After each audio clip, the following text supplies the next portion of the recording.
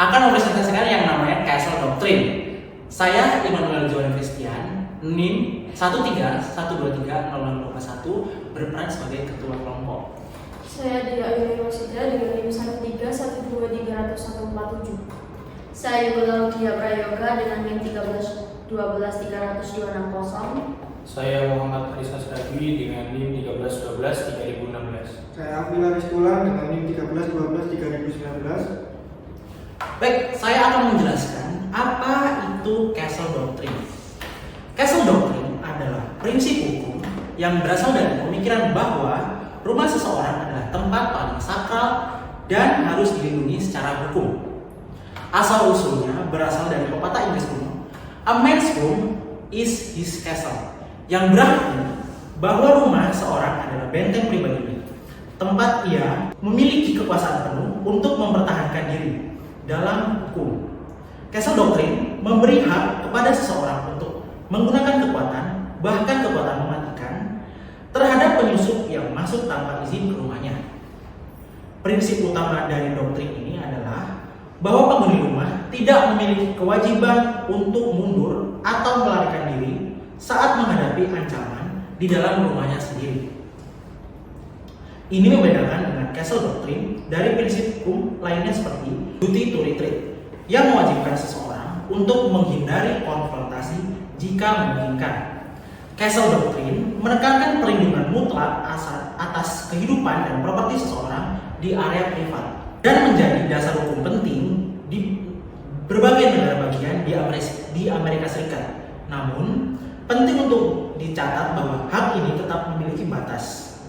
Penghuni rumah hanya boleh menggunakan kekuatan secara proporsional terhadap ancaman yang ada dan tidak boleh digunakan sebagai dalih untuk melakukan kekerasan yang tidak perlu. Poin kedua, yaitu mekanisme hukum Castle Doctrine di Amerika Serikat. Di Amerika Serikat, Castle Doctrine diatur secara berbeda-beda oleh masing-masing negara bagian, namun memiliki fondasi hukum yang serupa. Doktrin ini memberikan hak hukum kepada seseorang untuk menggunakan kekuatan, termasuk mematikan, terhadap siapapun yang secara ilegal dan tanpa izin masuk ke dalam rumah atau tempat tinggal mereka. Di negara bagian seperti Texas dan Florida, Castle Doctrine diperluas dengan prinsip stand your ground yang memperbolehkan penggunaan kekuatan mematikan bahkan di luar rumah selama orang tersebut merasa terancam secara serius.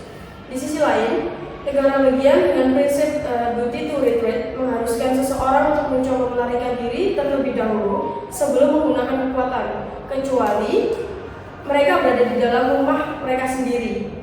Untuk Castle Doctrine sendiri biasanya terdapat beberapa syarat yang harus dipenuhi. Yang pertama yaitu bahwa penyusup masuk secara ilegal dan tanpa izin. Yang kedua, penghuni rumah tidak boleh memprovokasi atau memulai konfrontasi. Dan ketiga, penggunaan kekuatan harus sesuai dan tidak berlebihan.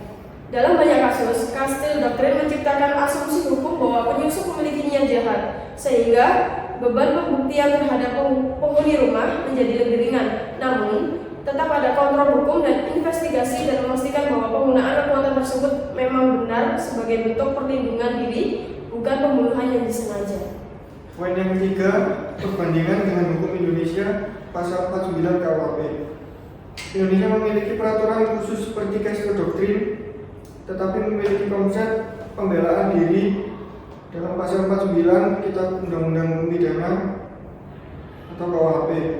Pasal ini menyatakan bahwa seseorang tidak dapat dipidana jika melakukan pembelaan terpaksa not where terhadap diri sendiri, orang lain, kehormatan atau harta benda dari suatu serangan atau ancaman serangan yang melawan hukum.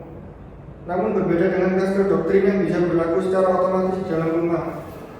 Hukum Indonesia mengharuskan adanya ancaman yang nyata, langsung dan membahayakan, serta tindakan pembelaan tersebut harus dilakukan secara profesional dan terukur. Dalam praktiknya, seseorang yang melukai bahkan membunuh pencuri di rumahnya tetap bisa diproses hukum jika tidak bisa dibuktikan bahwa tindakannya merupakan pembelaan darurat dan bukan balas dendam atau tindakan yang berlebihan. Perbandingan antara keduanya menunjukkan perbedaan signifikan. Di Amerika, Castle Doctrine merupakan penghuni rumah untuk bertindak cepat tanpa risiko besar dari proses hukum. Cara keduanya menunjukkan signifikan. Di Amerika, Castle Doctrine memungkinkan penghuni rumah untuk bertindak cepat tanpa risiko besar dari proses hukum. Sementara di Indonesia, warga harus lebih berhati-hati karena pembelaan diri bisa menjadi bumerang hukum jika tidak memenuhi unsur terpaksa dan proporsional. Hal ini mencerminkan perbedaan pendekatan antara sistem hukum common law Amerika Serikat dan civil law Indonesia. Poin keempat yaitu tentang pro dan kontra Castle Doctrine dalam praktiknya. Castle Doctrine mendapat dukungan karena melindungi hak individu untuk mempertahankan diri, keluarga, dan properti dari ancaman, serta berfungsi sebagai pencegah kejahatan dan memberikan rasa aman. Namun, kritik muncul terkait potensi penyalahgunaan, di mana seseorang bisa mengklaim hak ini untuk membenarkan kekerasan yang tidak perlu.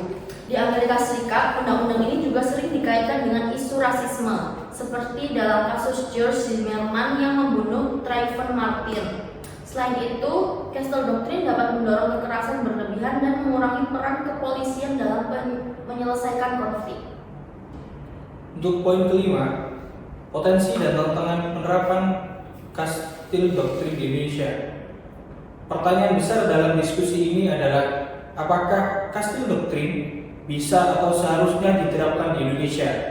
Secara hukum, saat ini Castle Doctrine tidak bisa langsung diterapkan karena tidak ada dasar hukum mendukung dalam sistem pidana nasional.